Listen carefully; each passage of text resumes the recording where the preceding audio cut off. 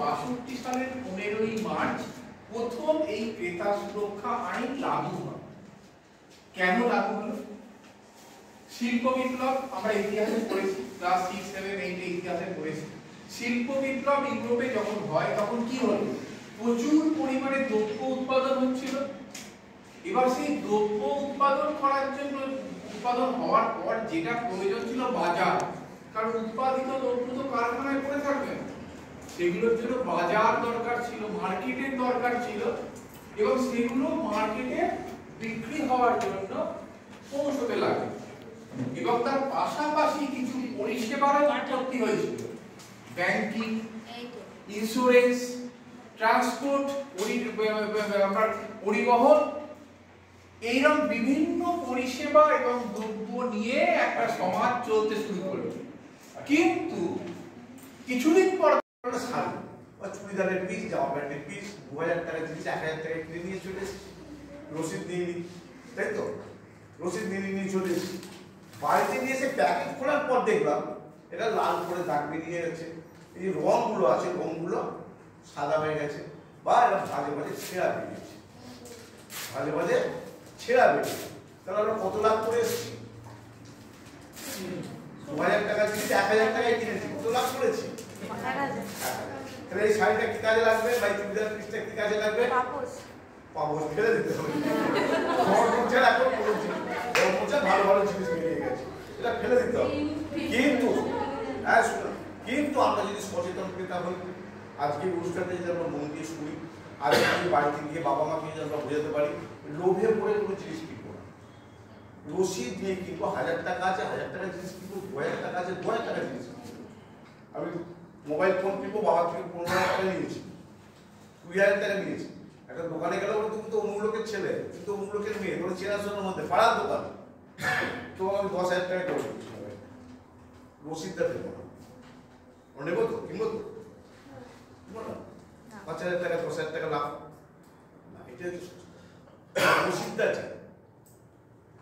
রসিদ যদি থাকে, এই শাড়িটা যদি রসিদ দিয়ে কিনতাম, তাহলে কি করতাম? দোকানদার যেভাবে দিয়েছে সেইভাবে সুন্দর করে ভাঁজ করতাম, ভাঁজ করে দোকানদারের কাছে নিয়ে যেতাম, নিয়ে গিয়ে বলতাম কাকু শাড়িটা পাল্টে দিন। দোকানদার কি বলবে? শাড়িটা প্যাকেট খোলা হয়ে গেছে, আমার উপরে দায়িত্ব নেই, তাই তো? এই কথা বলবেন তো? বলো পশ্চিমবঙ্গ সরকারের ক্রেতা সুরক্ষা দপ্তর থেকে এসে আমাদের কলেজে বলে গেছে এটা আপনি পাল্টে দিতে বাধ্য, কারণ আপনার দেওয়ার রসিদটা আমার কাছে আছে। দোকানদার বলছে রসিদ দেখাচ্ছ? কোন কলেজে পড়ো? রসিদের নিচে কি লেখা আছে দেখো নি? কি লেখা থাকে রসিদের নিচে? ফেরত হয় না, তাই তো? নগে বললুম না, আমি 50 টাকা দিয়ে জিনিস কিনলুম বা 5 লাখ টাকা দিয়ে জিনিস কিনলুম, 50,000 টাকা দিয়ে জিনিস কিনলুম, আমি ব্যবহার করতে পারবো না, আপনার রসিদ আমার কাছে আছে। এটা যদি আপনি পাল্টে না দেন, আমি ক্রেতা সুরক্ষা দপ্তরে আপনার নামে অভিযোগ জানাবো। এটা যদি বলতে পারো, এটা ম্যাজিক হয়ে যাবে। কি হয়ে যাবে? ম্যাজিক হয়ে যাবে। কি ম্যাজিক হবে? এই শুধু আপনার কি ম্যাজিক হচ্ছে? দোকানদার কি করবে? সঙ্গে সঙ্গে এরকম একটা নতুন শাড়ি দোকানদার কিন্তু,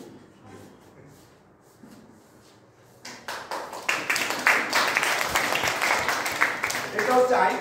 এই আইনটা জানাবার জন্য আমরা এসেছি। এগুলো তোমরা সচেতন হলে তোমাদের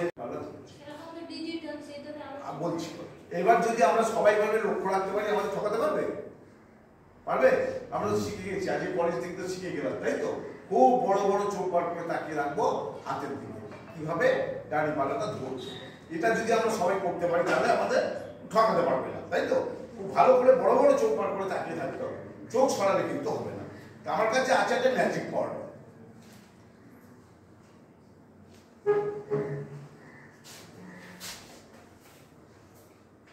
ম্যাজিক পাউডারটা একটু দিয়ে দিচ্ছি।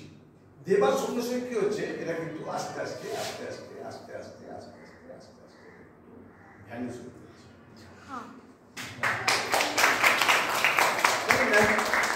এই ম্যাজিকটা আমি কবার দেখাই? সারাদিনে একবার বা দুবার দেখাই। দোকানদার কতবার দেখায়? যতবার খরিদ্দার পান ততবার দেখায়। দেখে বুঝতে পারবে? দেখে ধরতে পারবে? এটা হচ্ছে একটা বেআইনি ব্যবসা। দাড়িপাল্লা কেউ তো হবে লোহার স্টিকের উপর ঝোলানো কাটাওয়ালা দাড়িপাল্লা। এবং আমরা যে বাজার থেকে বাজার করি, 3 ধরনের ক্রেতা থাকে: গরিব মানুষ, মধ্যবিত্ত মানুষ, ধনী মানুষ। তাহলে আমাদের বাজারে এরকম কোনো দোকান আছে যেখান থেকে গরিবরা কিনবেন, এখান থেকে মধ্যবিত্তরা কিনবেন, এখান থেকে ধনীরা কিনবেন? নেই। তাহলে আমরা কিভাবে কেনাকাটা করি? গরিব মানুষ, মধ্যবিত্ত মানুষ, ধনী মানুষ আমরা সবাই মিলেমিশে একই জায়গা থেকে কেনাকাটা করি, একই বাজার থেকে কেনাকাটা করি। তাহলে কারোর বাবা 500 টাকা ঠকেছে, কারোর বাবা ফ্ল্যাট কিনতে গিয়ে গাড়ি কিনতে গিয়ে ঠকেছে, কারোর বাবা 5000 টাকা ঠকেছে। তাহলে আইনটা পশ্চিমবঙ্গ সরকারের আইনটা কিরকম? আইনটা কিরকম? আইনটা কিন্তু সবার জন্য সমান আইন। এই সবার জন্য সমান আইন এটা জানলাম, শিখলাম আজকে। কিন্তু দপ্তরের নামগুলো মনে রাখতে হবে। এই ক্রেতা সুরক্ষা দপ্তরের ঢোকার 3টে দরজা আছে, 3টে দরজা দিয়ে ঢোকা যায়। 3টে দরজা কি কি? একটা হচ্ছে উপভোক্তা বিষয়ক ও ন্যায্য বাণিজ্য অনুশীলন অধিকার, লেখা রয়েছে যেখান থেকে আমরা এসেছি। স্যার থাকেন অফিসে, এডি স্যার থাকেন, অফিসারও থাকেন আপনাদের আইনি সাহায্য করার জন্য। আরেকটা দপ্তরের নাম কি? লিগ্যাল মেট্রোলজি, যারা দাড়ি পাল্লার ব্যাপারগুলো যারা দেখেন, এটা হচ্ছে লিগ্যাল মেট্রোলজি। তো এখানে গেলাম মীমাংসা হলো না, এখানে গেলাম মীমাংসা হলো না, তাহলে কোথায় যেতে হবে? কোথায় যেতে হবে? আদালত। কি আদালত? ক্রেতা আদালত, কনজিউমার কোর্ট। এখানে কিন্তু আপনি আপনার উকিল নিজেই উকিল হতে পারেন, কোম্পানি তার পক্ষে উকিল রাখতে পারে, আমরা আমাদের নিজেদের সহযোগিতা করতে পারি। তাহলে এটা কি বললাম? কোর্ট। এটা কি বললাম? লিগ্যাল মেট্রোলজি বা দাড়ি পাল্লার ব্যাপার, দাড়ি পাল্লার অফিস। ঠিক আছে? আচ্ছা, এটা কি বললাম? উপভোক্তা বিষয়ক ন্যায্য বাণিজ্য অনুশীলন অধিকার। এই অফিসে ঢোকার 3টে দরজা, 3টে দরজা দিয়ে ঢুকলেন, চেয়ার টেবিল নিয়ে সবাই বসে আছে, অফিসারে বসে আছে। এর কাজ কিভাবে কি জানো? এরা কাজ করে কিভাবে জানো? এরা কাজ করে কিন্তু ঠিক এইভাবে কাজ করে।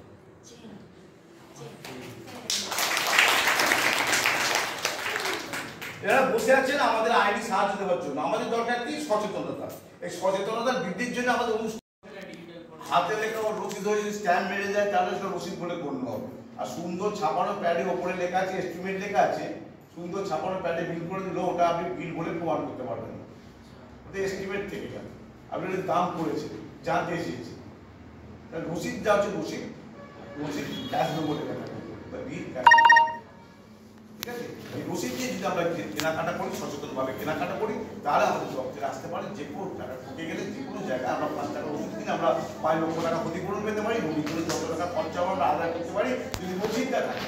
ওই জিনিসটা ওই দোকান থেকে কিনেছে, তাহলে মনে থাকবে রসিদ নিয়ে কেনাকাটার অভ্যাস গড়ে তুলবো এবং সচেতন হবো। এই আশা রেখে সবাইকে অভিনন্দন জানিয়ে, আমাদের কলেজ কর্তৃপক্ষকে অভিনন্দন জানিয়ে, প্রিন্সিপাল স্যার আপনারা যেভাবে সহযোগিতা করলেন সবাইকে ধন্যবাদ জানিয়ে আপনাদের কলেজের জন্য নিজের হাতটা দিয়েছি। ধন্যবাদ। একটা তথ্য দিয়ে রাখি, নাম বলবো না, মেজোগ্রাম এক নার্সিংহোমের বিরুদ্ধে 1 কোটি টাকার একটা কেস চলছে,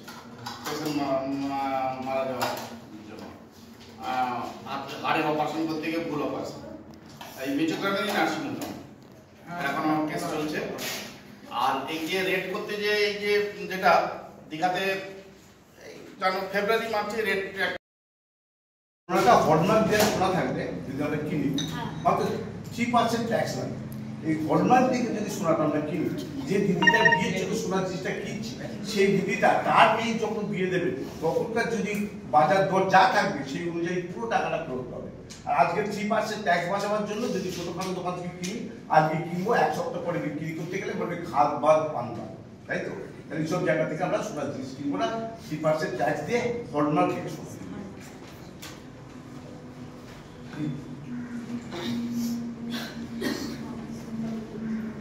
একটা ম্যাজিক দেখায়, কে বলছে বাক্সের মধ্যে আংটি আছে? কে বলছে?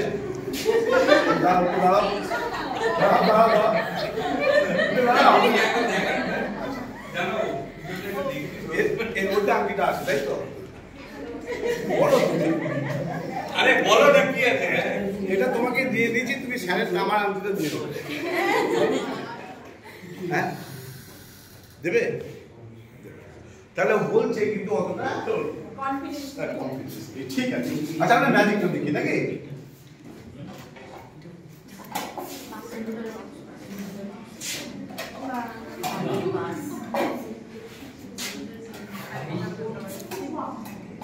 বক্স এরকমই দেওয়া হয়েছে।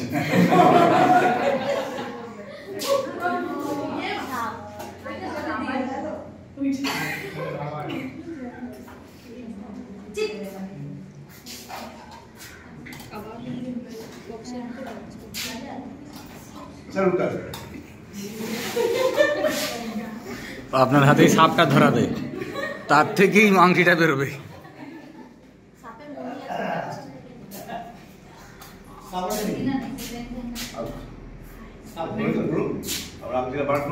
সবাই হাত চালিয়ে হয়ে যাক জোরে একবার।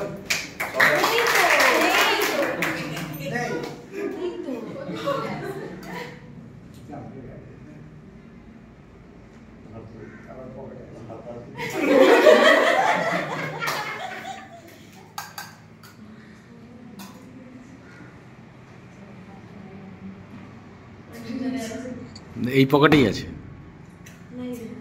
না? এই পকেটে আছে। এরকম ভয় না হয়ে গেল স্যার। ঠিক আছে, আমি স্যার প্রিন্সিপাল স্যার করে নিই।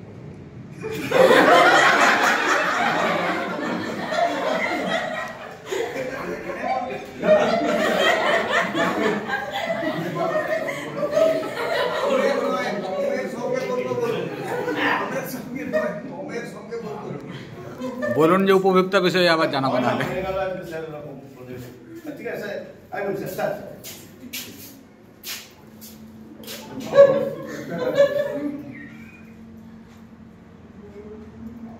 এমনি ব্যাপার বাক্সের ভিতরে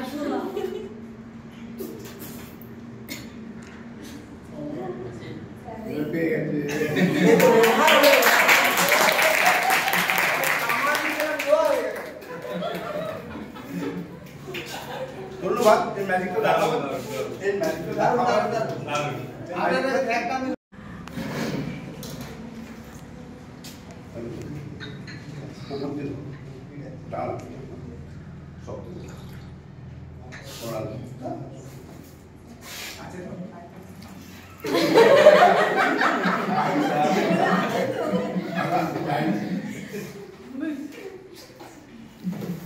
ধরে আছো, সবটুকু ধরে আছো। রেডি, 1 2 3।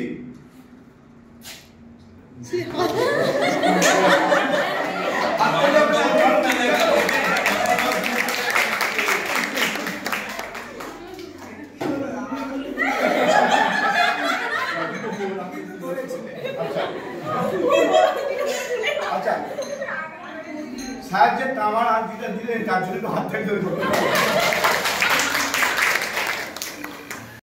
স্যার দিয়েছে, আর একজন ছাত্র পড়ে পড়ে পড়ে, আর একজন দিয়েছে, দুজন দিয়েছে। তা আমার কোম্পানি কত ফেরত দেবে বলেছিল? 10 টাকা থেকে 20 টাকা ফেরত দেবে বলেছিল, তাই তো? 20 বললো, 20 বলেছি, 100 বলেছি। আদা মন দিয়ে শুনে সবাই ঠিক আছে। আমার কোম্পানি কি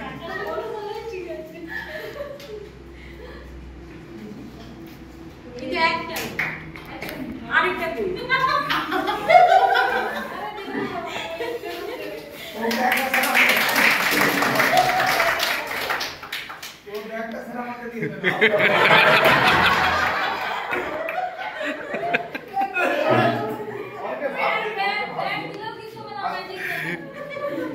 অনেকে ভাবছিস আপনি যে আগে দিতাম একটু আমার 100 টাকা হয়ে যেত।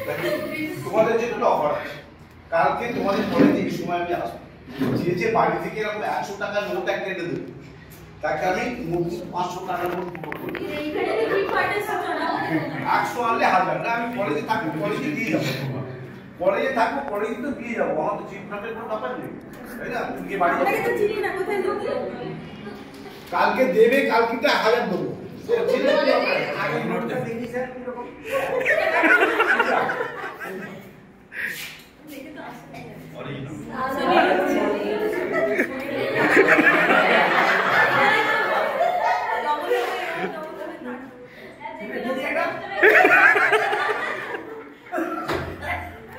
তোমরা কারা কারা টাকা আনবে কালকে বলো, কে কে টাকা আনবে হাতটা তোলো।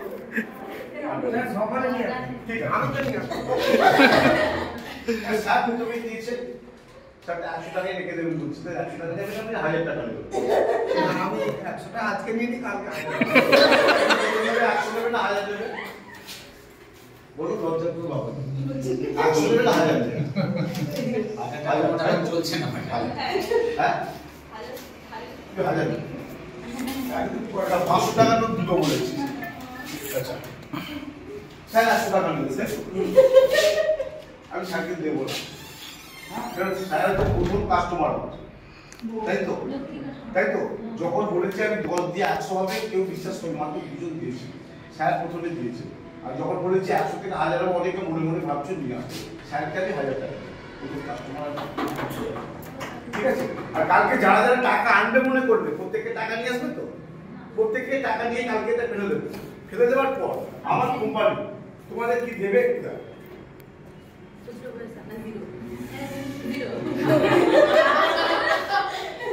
এই কোম্পানিগুলো কি করে? এই কোম্পানিগুলো কি করে? প্রথম অল্প অল্প টাকা দিয়ে লোক দেখিয়ে দেয়, বাজার থেকে যখন অনেক টাকা উঠে যায় কোম্পানিগুলো ঝাঁপ বন্ধ করে দেয়। বাবা মা কি করবেন? প্রাণ খুলে গালাগাল করবেন, আর কিছু করতে পারবেন না, তাই তো? এই জন্য আমরা বলবো পশ্চিমবঙ্গ সরকারের ক্রেতা সুরক্ষা দপ্তর থেকে এই কথাগুলো বলার জন্য সবসময় ব্যাংক, পোস্ট অফিস, এলআইসি এখানেই টাকা পয়সা রাখতে হবে। এখানে সুদের হার কম, টাকা পাওয়ার গ্যারান্টি কিন্তু 100%। আর এইসব জায়গায় সুদের হার 100%, টাকা পাওয়ার গ্যারান্টি কত পার্সেন্ট? 0%। তাহলে বাবা মাকে এইভাবে আমরা সর্বশান্ত করতে দেবো না, তাই তো? আর আমরা এসেছি পশ্চিমবঙ্গ সরকারের পক্ষ থেকে টাকা কারবার করা, টাকা ফেরত দিয়ে যাবো।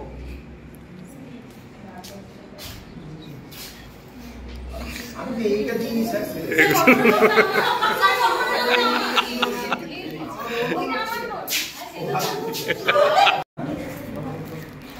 ভালো লাগে ম্যাজিক্সটা তো হলাম আর সচেতন হলাম এই নিয়ে, আরো বেশি ভালো লাগছে। তো জানতাম যে কোনো পুরোনো করতে হয়, জেনে আর